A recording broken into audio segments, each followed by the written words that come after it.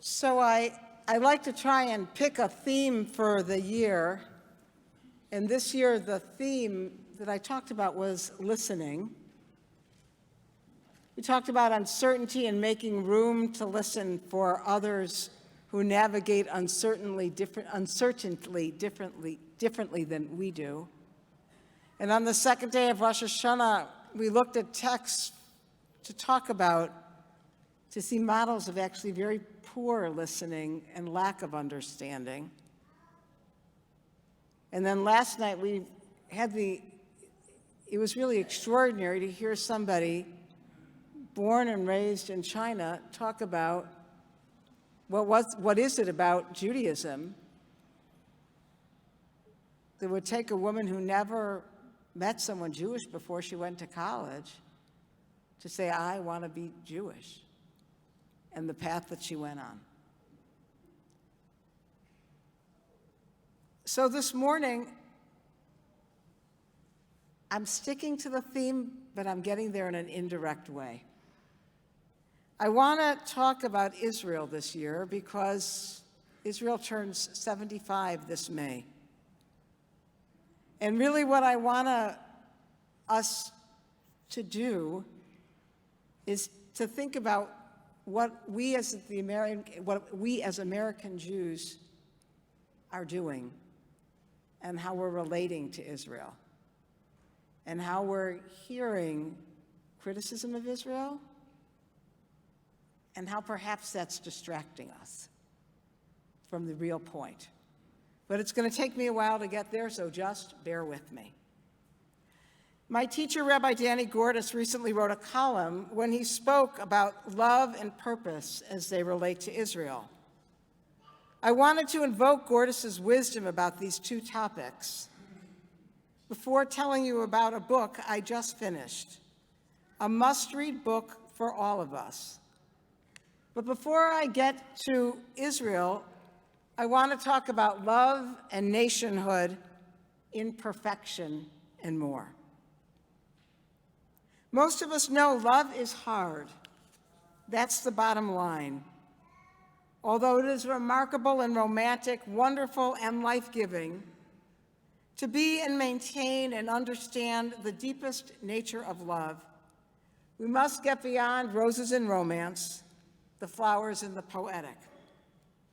Love, when defined with a deep sense of loyalty and obligation, connection and purpose, is really hard. With a spouse or a partner, with children and with parents. It's hard with our closest friends, and it's hard as people age and change and grow and adapt. Love is just hard. And that's why it's so problematic when we see Hollywood movies where everyone lives happily ever after, and it takes no effort. Movies, novels, television too often suggest that love is easy and effortless. But we know that just isn't the case, particularly when it comes to loving a country. I love America. In an era when we hear people talk about how imperfect America is, and therefore America is unlovable, they say, I have no qualms with saying loudly to anyone who will listen, I love America, knowing full well that America is not perfect. The problems in our society are way too long to enumerate, and besides, I imagine that all of you have your own list. Despite or in light of these lists, I don't give up on America, and I would never joke about giving up my citizenship. I am so grateful that my four grandparents were fortunate enough to arrive on the shores of this country. And I'm so grateful that my four grandparents were wise enough to realize their homes in Eastern Europe would never be hospitable to our people.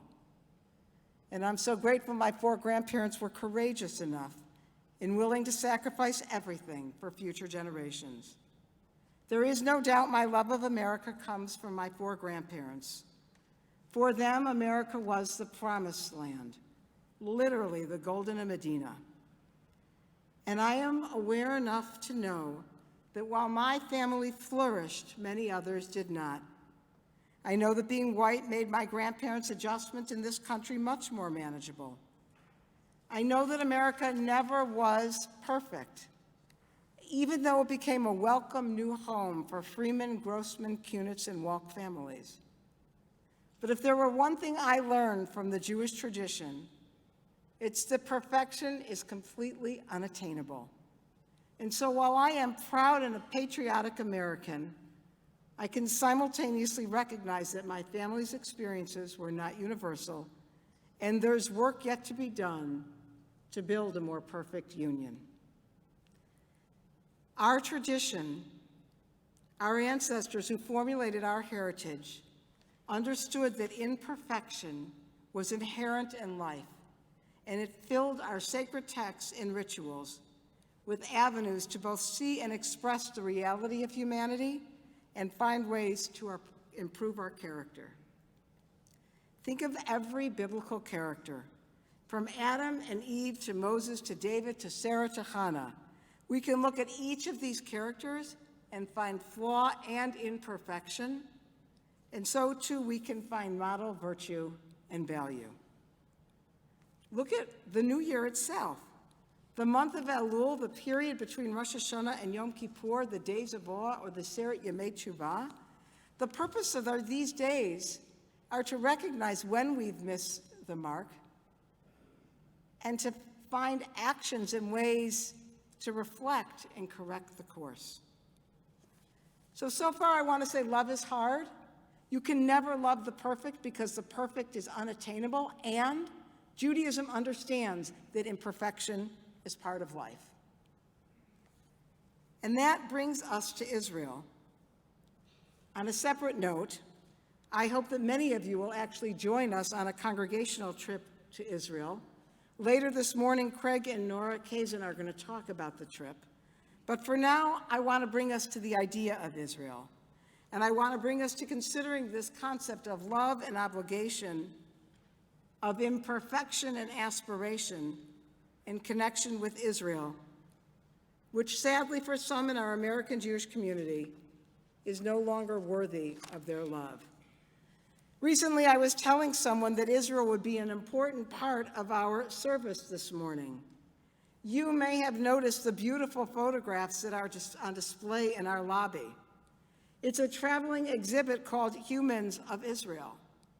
We'll learn more about the artist and his work later this year, as the photographer will be joining us to talk about the project that he endeavored on as he took pictures of humans in Israel. Later, Craig and Norma will talk about our congregation's upcoming trip. And later this afternoon, my friend Rabbi Louis Warshauer will talk about what Israel means to him. I have placed Israel very much at the front and center of our holiday this year. Much to my disappointment, though sadly not my surprise, several of my colleagues and friends responded to me by saying, "Not at our synagogue." They claimed it was too risky, too divisive a topic.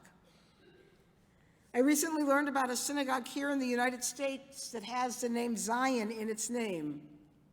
The congregation is planning to change its name because the word Zion is too loaded politically. It's time to change the name to make the synagogue a little bit more appealing. The idea that a synagogue would take the name Zion out of its name is so anathema to Judaism and the Jewish people. It would be like our congregation deciding to rename our synagogue because the members no longer wanted the name of God, El, in the name of the synagogue because they didn't want to identify or be identified with God. I'm saying to you that Zion, Israel, is at the heart of what it means to be Jewish, like God is at the heart of what it means to be Jewish. There are many points I could raise about Israel today, but our time is limited, and I want to drill down onto one specific topic. So I want to tell you about a book that I recently finished. The book is an autobiography by the Israeli journalist Danny Adeno Abebe. It's a phenomenal book available on Amazon, and I highly recommend your reading. One thing about the author's name, he was born Adene Abebe, but when he got to Israel and they said, "What's your name?" Many of us know this story. He said Adeno, and they said Danny, right? Just like what happened to many of our grandparents, his name was Hebraicized. So the book was originally published in Hebrew. The name was Hamasa Lo Tam, The Journey Is Not Over. In English, the book is titled From Africa to Zion. His book is a highly personal memoir which offers a deep reflection on the challenges of his childhood from his village in Ethiopia through Sudan to the Jewish state. His story gripped me from the beginning when the author described his childhood in Ethiopia. While fascinating, I will just say the Ethiopia Abebe grew up in has been the same for centuries, millennia actually. Forget just a lack of electricity or plumbing. Rituals related to marriage, holidays, and family structure, Abebe literally called it prehistoric. Nonetheless, Abebe recalls with affection parts of his upbringing and life in the village. After describing his childhood, Abebe describes in detail the trek through the desert and the time in Sudan. And one of the things that I learned in reading the book is the very different experiences Ethiopian Jews who came to Israel had in 1984 during Operation Moses, as opposed to in 1991 with Operation Solomon. In 1984, they trekked through the desert and spent time in Sudan. And Abebe actually tells us that that experience was the Auschwitz of Ethiopian Jewry. He wasn't exaggerating. When you read the book, you'll hear the detail and the excruciating pain it took for his family to come to this country. He says that he believes that the Ethiopian Jews who arrived in Israel as part of Operation Solomon integrated more smoothly than those who arrived on his journey because the survivors of Operation Moses were traumatized and their wounds weren't healed. And as soon as they arrived, they were expected to be something else. Among the fascinating parts of the story to me, I learned that when the Jews left Ethiopia, their focus and direction was in going to Jerusalem. Abebe explains that his father never spoke about Israel, and neither did anyone in the community. They spoke solely about Jerusalem. They believed in Jerusalem. They believed one day a Messiah would come and bring them home to Jerusalem. And now, miraculously, it had happened. I cannot even imagine anything more miraculous, and neither could the Ethiopians. Was it the airplane and strangers welcoming them home, or to finally arrive in the Holy Land? In both cases, literally, the Ethiopian Jews had never seen anything like it before. In addition to the shock of encountering modernity as they did, there were unexpected hardships. Families were separated. A once tight-knit community had been traumatized on the journey. And despite the pain and the suffering, it was a moment of the ingathering of the exiles, of Kibbutz Galuyot, and it was a miracle. Here's what Danny Adeno Abebe wrote. And there I was, a little boy who had nothing in the world, no passport, no ID card, no father, no mother, no brothers. They had been separated along the way. He was alone on this airplane. But despite my fears and general confusion, the moment I stepped off that plane, after such horrors, was sweeter than honey. I felt that I knew where I was and where I had come from. As soon as we stepped on the soil of the land of Israel, we bowed down to kiss it. It was the most romantic kiss I have ever enjoyed, the sweetest kiss of all. After an exile of nearly 2,500 years, we were home. And this speaks to the purpose of the state of Israel, truly, an ingathering of the exiles.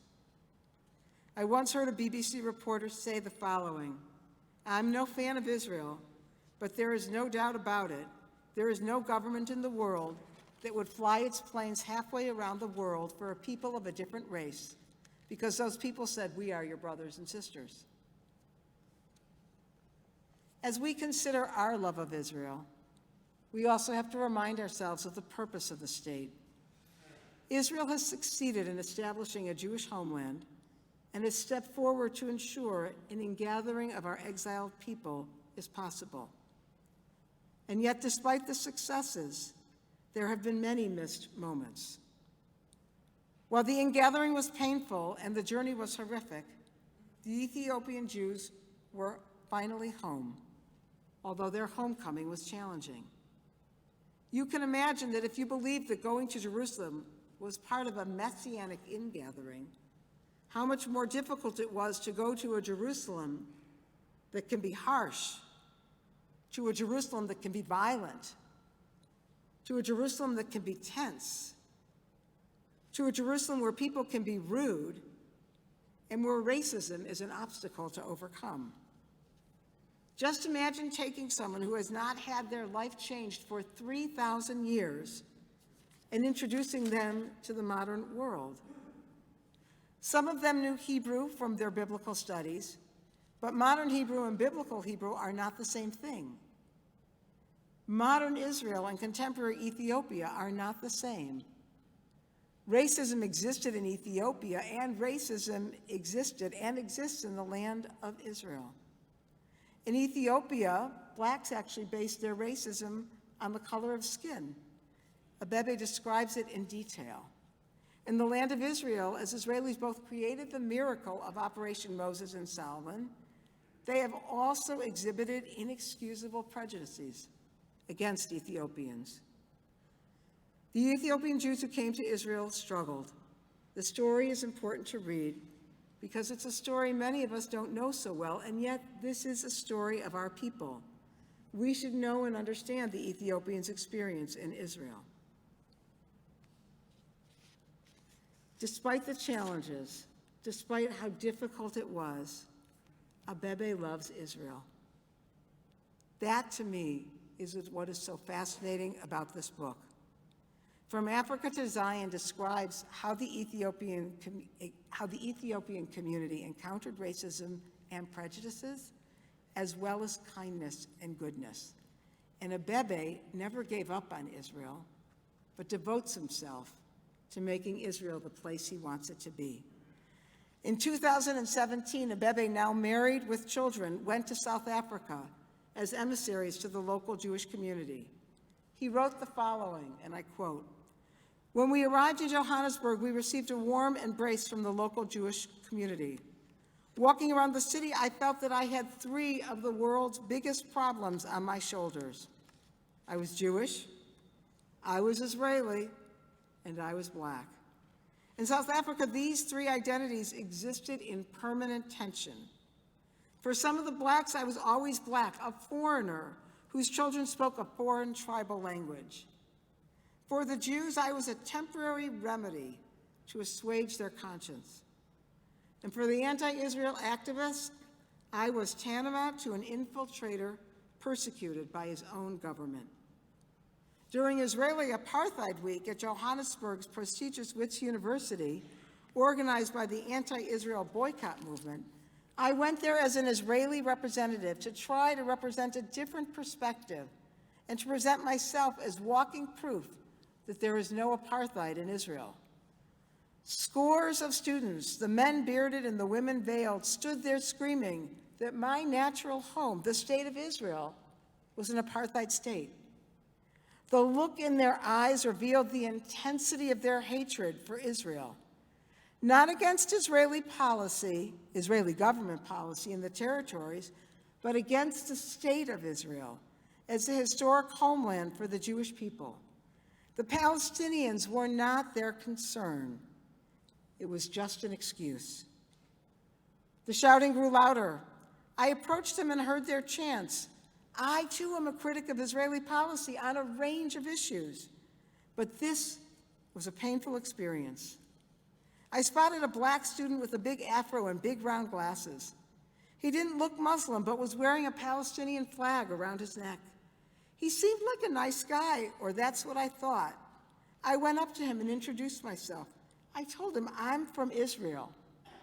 You're really from Israel, he asked, handing out anti-Israel propaganda leaflets as we spoke.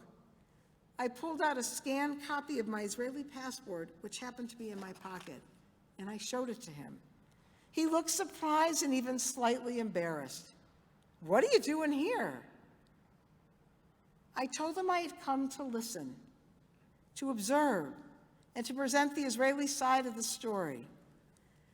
I explained that in Israel there are no separate sidewalks for Jews and Arabs. There are no separate Jewish and Arab buses. There are no racially segregated services, and there was nothing like the "no blacks, no Jews" signs that once blemished South Africa apartheid. The same was true of blacks and whites. I told him that I was an example of a black man living in Israel who had his share of problems, but was a free citizen. He was unconvinced. As far as he was concerned, I was part of the occupying apartheid regime on the side of evil. This is the dilemma that I think American Jews face today. We're having conversations with people who see Israel as evil, and somehow many American Jews don't have the language to respond. We don't have Danny Adenu Abebe's commitment and love for Israel, and we don't stand in his shoes, and that we haven't experienced the pain that he did. There's something powerful. What is especially powerful about this book is that he experienced prejudice, and yet he loves Israel.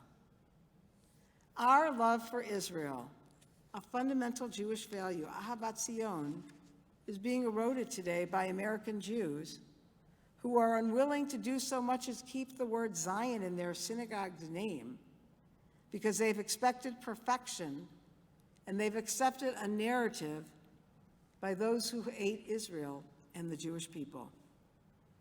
Danny Adenu Abebe's story is so remarkably inspiring because he's lived and lives the challenges of Israel, and not once has he questioned his or his family's decision to make Aliyah. In this stunning book, he shares the complex, painful, and ultimately inspiring struggle he has experienced as he's fought for integration and acceptance. Abebe confirms that the challenge to live as a full member of Israeli society continues 35 years later. The memoir shares many painful moments, such as the challenges his Israeli-born son faces as the only black child in his class. Abebe recalls finding his son trying to straighten his hair and asking, "Daddy, why don't we look good?" This book is so important to me because of Abebe's disposition. He doesn't give up on Israel. He was raised with a true love of Zion, and that deep love allows him to criticize and demand better. And like Abebe, there is every reason in the world for you to be disappointed with Israel. From a lack of resolution with the Palestinians to environmental atrocities, from the power of the ultra-Orthodox to an education system that is broken and harmful, and the list could continue. But like Abebe, we do not have the luxury to say, "It's enough, I'm done." Love something so deeply flawed? Some might ask in response. Yes, I would say, because everything and everyone we love is imperfect.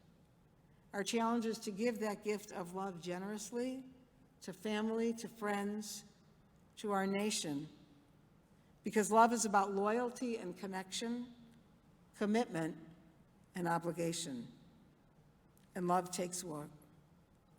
and because nothing more is asked and nothing less. The late Israeli songwriter Naomi Shemer said it best: "Without the darkness, there is no light. Without the bitter, there is no ability to recognize the sweet." We accept the sting and the honey and pray for God to protect us as we continue to build and refine our homeland. I've asked Cantor Barber to conclude my remarks this morning with the singing of that song, Al Kol Elah, reminding us of the bitter and the sweet, and of our duty to find the love.